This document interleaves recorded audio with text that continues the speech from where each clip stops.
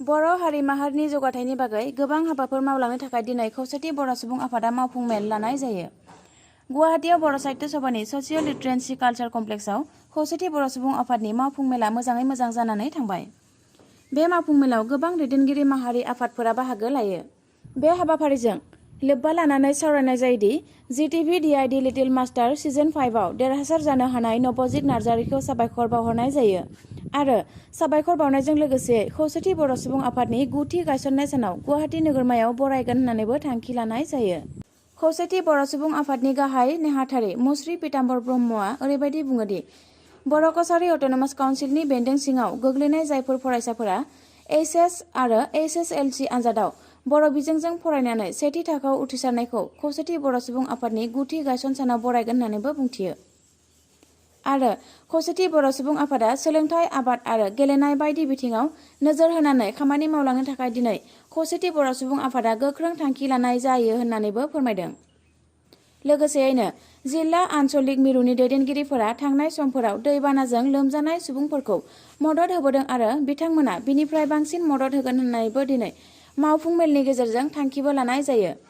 लोगोसे आनसलिक आरो मिरु दैदेनगिरिफोरखौ खावलायहरनाय जायो होननानैबो बुंथियो पीताम्बर बिथाङा। दिनै खौसेथि बर' सुबुं आफाद मेरुनि मोनसे मावफुं मेल जानानै थाङो। मेलाव गोबां आयदानि सायाव जोङो सावरायदों। सेथियाव डिआइडि लिटिल मास्टार सिजन 5आव देरहाबोनो हानाय नबजित नार्जारि बिथांनिसिम दिनैनि मेलाव जोङो साबायखर बावो आरो बावैसो मेट्रिक आरो हायार सेकेन्डारि बे मोननैबो आनजादाव उथ्रिसार जानो हानाय गासैबो फरायसाफोरनिसिम जोंनि खौसेथि बर' सुबुं आफादनि गाहाम हामलायनायखौ जोङो जासियो। खौसेथि बर' सुबुं आफादा मोनसे अराजनैतिक संगठन आरो बे हिसाबै जोङो हारि माहारिनि जौगाथायनि बागै गोबां हाबाफोर मावनो थाखाय दिनै मावफुं मेलनि गेजेरजों थांखि लादों। खौसेथि बर' सुबुं आफादा बिसेसके सोलोंथाइ, आबाद आरो गेलेनाय बे मोनथाम बिथिङाव स्ट्रेस होनानै खामानि मावलांनायनि थाखाय मोनसे थांखि दिनै जोङो नाजावनानै लादों। दा बे बागै जोङो खामानि मावगोन आरो बिनि थांखिखौ जोङो फारि फारि सुफुंलांनो थाखाय जिल्ला आरो आनसलिक लेभेलसिम सावरायलायनायनि गेजेरजों थांखिफोरखौ दैथायहरनाय जायो। खौसेथि बर' सुबुं आफादा आफाद नाङैनो आथिखालाव आसामाव सोलिबाय थानाय जि दैबानानि जेंना, बे दैबानानि जेंनायाव दैबानाजों गोफब जानानै थानाय गासिबो रायजो राजाफोरनिसिम जोंनि जि बिथांमोनहा दुखुआव गोलैनानै दङ बिनि थाखाय जोंनि दुखुखौ जों बिथांमोननो फोरमायदों आरो लोगोसे जोंनि आनसलिक आरो जिल्ला आरो मिरुनि गासैबो दैदेनगिरिफ्रा थांनाय समफोराव दैबानानि समफोराव जि रोखोमै रायजोफोरखौ मदद होबाय बिनिख्रुइ बांसिनै आरो मदद होबावनो थाखाय दिनै मावफुं मेलनि गेजेरजों आनसलिक, जिल्ला आरो मिरुनि गासैबो दैदेनगिरिफोरखौ जोङो खावलायनाय जायो।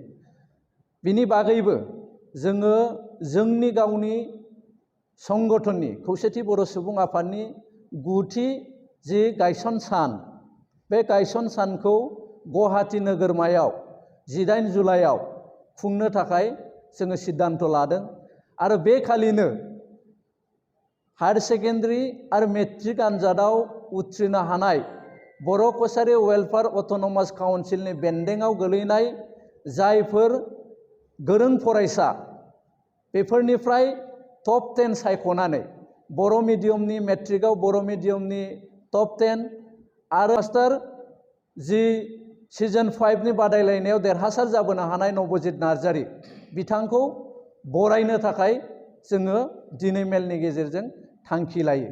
बिनि उनाव खौसेथि बर' सुबुं आफादनि 9थि बोसोरारि जथुम्मा, बे जथुम्माखौ थांनाय कनफारेन्सआव जोङो रायलायनानै थावनिखौ थिग खालामनो हायाखैमोन। दिनै मावफुं मेलनि गेजेरजों जोङो जोंनि जि बोसोरारि जथुम्मा, बे जथुम्माखौ गुवाहाटी नोगोरमायाव जानुवारि दाननि गेजेराव 2023नि जानुवारि दाननि गेजेराव खुंफुंनो थाखाय थांखि नाजावनानै लानाय जायो।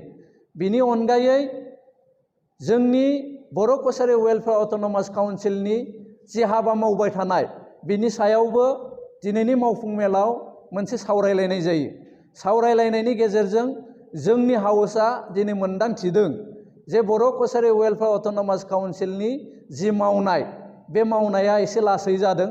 बिनि थाखायनो बिथांमोननि मावनायखौ स्पिड आप खालामनो थाखाय जोङो बर' कसारि वेलफेयार अट'नमास काउन्सिलखौ खौसेथि बर' सुबुं आफादनिफ्राय खावलायनायनि थांखि जोङो नाजावनानै लायो। बेनि अनगायै आसाम सोरखारजों जि सावरायबोबाय थानाय जोंनि खौसेथि बर' सुबुं आफादनि दाबि दुबाफोर बेफोरनि सायाव सावरायबोबाय थानाय बे खेबनै खेबथाम जोङो जालांबाय। बिनि उनाव बिथांमोनहा जोंखौ खोब थाबैनो लेंबावनायनि बाथ्रा होदों। थ' बिथांमोनहा लेङोबा जोंनि दाबि दुबाफोरनि सायाव जोङो फिन सावरायबावगोन। सावरायनायनि गेजेरजों जोंनि बर'फोरनि जि मोन्थाय एबा जि मोननांगौ जि फिथाइफोर बेफोरखौ मोनफुंनायनि बागै खामानि मावलांबाय थानो जों खौसेथि बर' सुबुं आफादा दिनै खोब सिरियासै सावरायलायनानै थांखि नाजावनानै लायो।